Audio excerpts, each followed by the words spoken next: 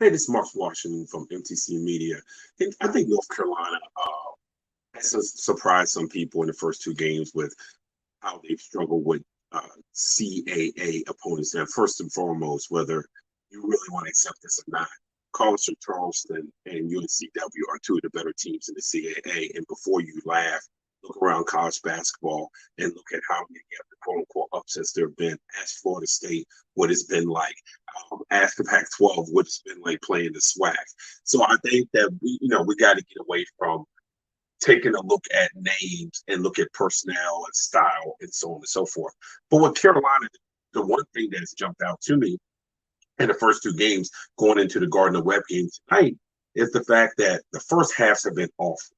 And I think part of the reason why the first half has been awful is, let's be honest, the starters look like they're pacing themselves. And I don't know if this is a hangover from last year and the whole Iron Five thing, but they're pacing themselves in the first half. It's why you're seeing a lot of breakdowns. It's why you're seeing the offense look so disjointed. It's also why you're seeing something that is a dangerous thing to see on any basketball team. North Carolina, despite their talent in the first two games, especially in the first half, a lot of one-on-one. The ball's not reversing. They're not attacking. It's one of the reasons why it's been so hard in the first half to get the ball. The Baycott, I also think, is the reason why they have not been dominating the boards, especially on the offensive end, because there's no movement. The defense isn't moving because you're not moving the ball. And that's been a problem. And it's leaked over into turnovers, it's leaked over into rebounding, and all those things. All those things count.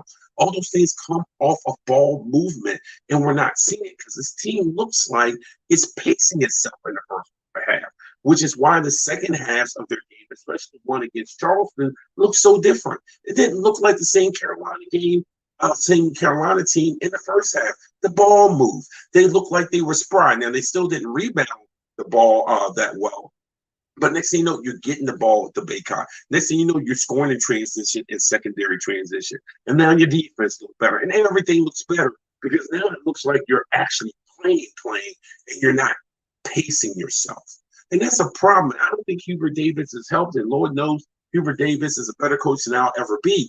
But sometimes your confidence comes from the coach. And when you see Hubert Davis really only given 6 guys minutes, because right now the only guy really getting minutes off of the bench, you can argue, is Trimble, and usually that's around 15, 16 minutes. And I know Puff Johnson is going to get minutes when he comes back off injury, but those are 7 guys. And having an iron 7, especially this year with how good college basketball is not going to be enough. It cannot be an iron 7. So North Carolina, maybe, just maybe, if they can show confidence and Davis can show confidence. I spoke about Nichols in the previous broadcast. Maybe you get Nickel out there and that gives you 8 guys, and then you mix in Styles and Dunn, and that gets you to about 9.5 guys, right? That now means the starters can take longer breaks. Maybe the starters aren't pacing themselves in the first half all the time. And that's something you can't do because in the ACC, when you're playing against UVA and gets Tech and gets Miami and against Duke, you cannot pace yourself in the first half and expect everything to come together in the second half. It's just not how the game's played. And Huber can help that. And again, it's a long season. And he's easing people in. He knows the tenor of his team. He's in practice every day, not me. But especially once Johnson gets back, there's got to be some trust in that 9 to 9.5 guys. And maybe, just maybe, the starters will kind of start forgetting last year and those minutes and how they had to do that to make their run.